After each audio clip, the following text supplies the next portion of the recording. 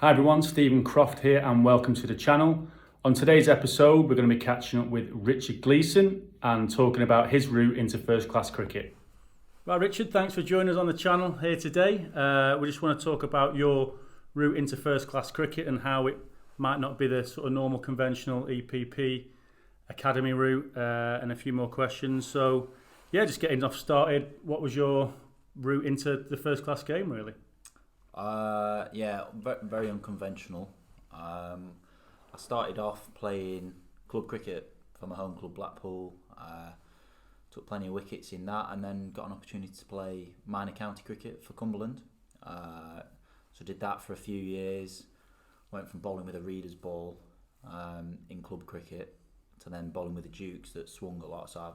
It took me a while to get my head around that and learn to control the swing. So it probably took me 2 seasons, I think, of real hard work, working in the winters by myself down at Blackpool, just getting control of the swing.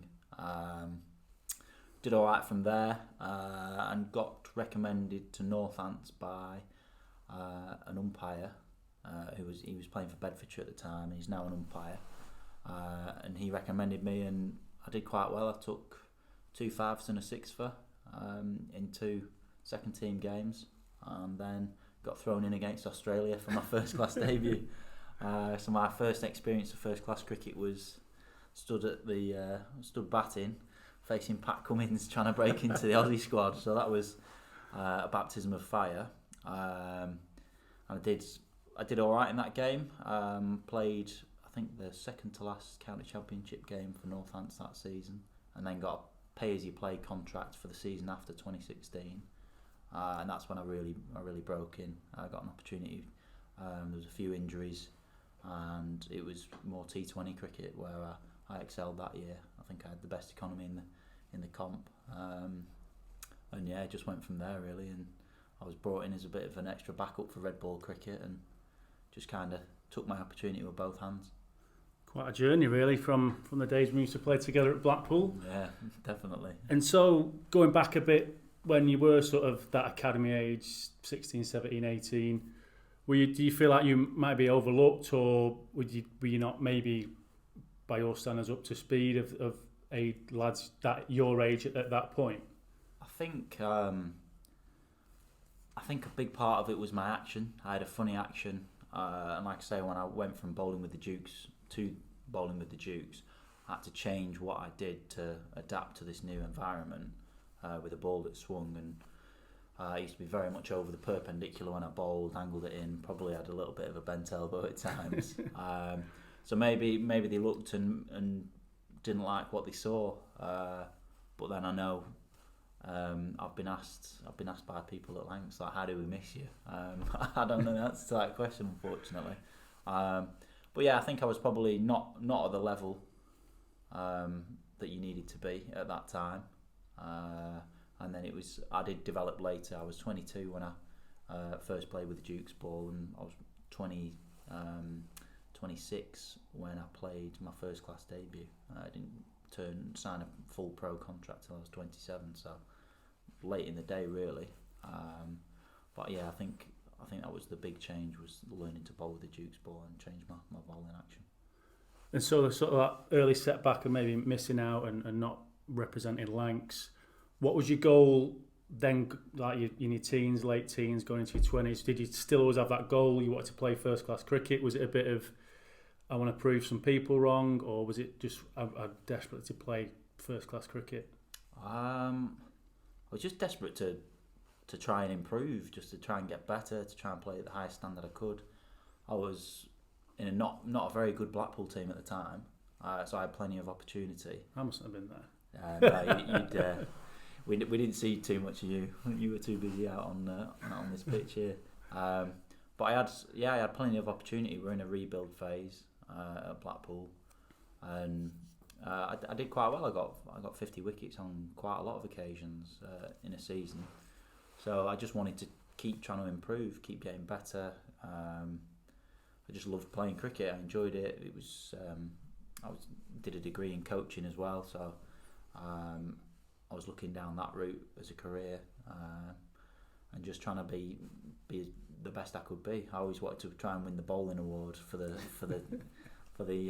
league, and I always got beaten by a spinner every year, I reckon. But it was just to try and get more wickets and improve. That was what drove me, really.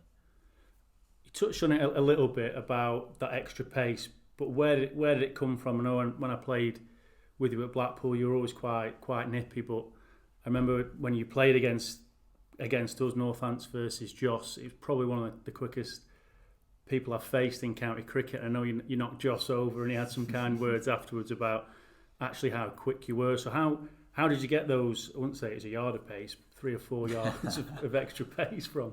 I think the remodel of my action, when I learned to bowl outswing, that probably put me in a better position to bowl quick.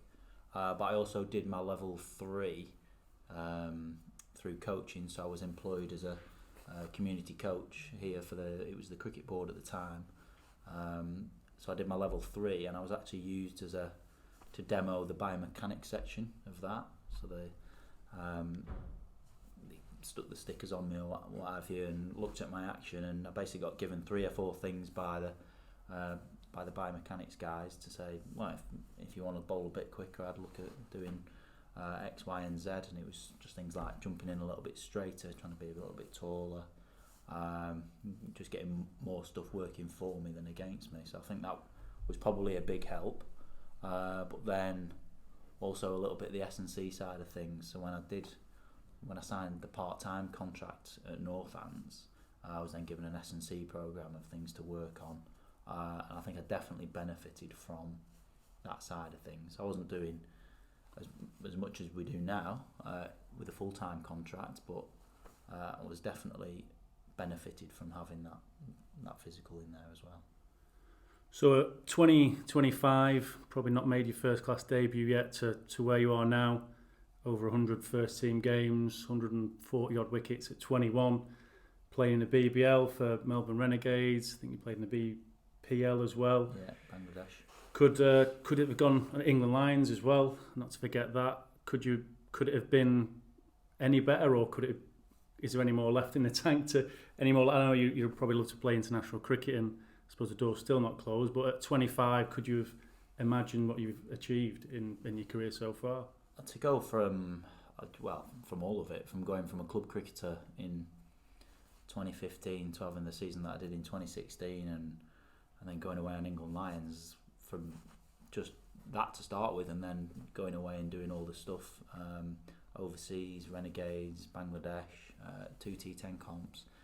If you'd have said in 2015 this is going to be your next 6-7 years, I never would have believed it. I don't think anyone in that situation would believe the story. But do I have aspirations for more? Yeah, I think you've always got to want more. I think my time's probably passed, but that's what I thought about playing first class cricket. So never say never. Sometimes you just need to be in the right place at the right time, and things can fall your way. But always still trying to improve, trying to bowl quick, trying to develop my game and learn new things, and just keep plodding on. So plans or aspirations for this coming season, and beyond? I know you've been to your coaching. We've done some coaching together. Is that the route you want to go down? And first of all, start with this coming season. What do you want out of it? So I've had a stress fracture in the end of 2020. So last year was a struggle getting back fit. I played a couple of games.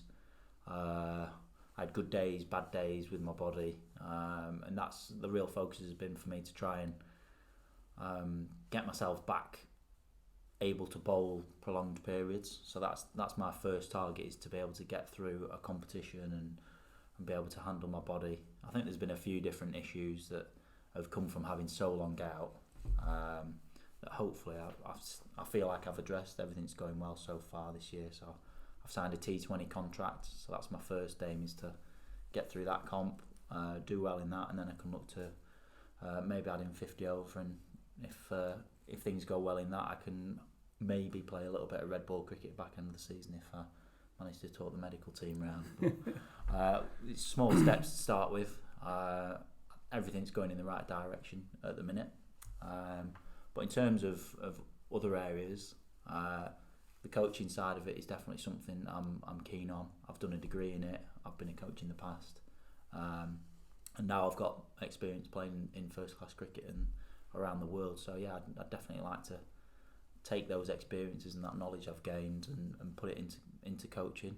But I'm currently doing some work with Myerscough College as well, teaching there on their cricket course there. So again, it's a lot of applying the stuff that I've learned and that I've done, and applying it in a practical setting, and just trying to grow the game of cricket and keeping people interested in helping them develop. And hopefully, if somebody's got a spark, that hopefully I can help them reach their full potential a little bit earlier than 27 like I did.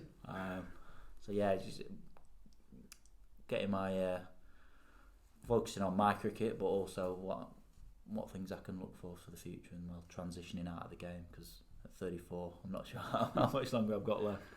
Yeah, I'm sure there will be success when you do get on that field, and in the years to come as well off the field. I'm pretty sure there'll be plenty of opportunity for the likes of yourself with a great story. So yeah, just to finish on with the way sort of you come into the game, and there's going to be so many kids that maybe miss out on those EPP squads or academy.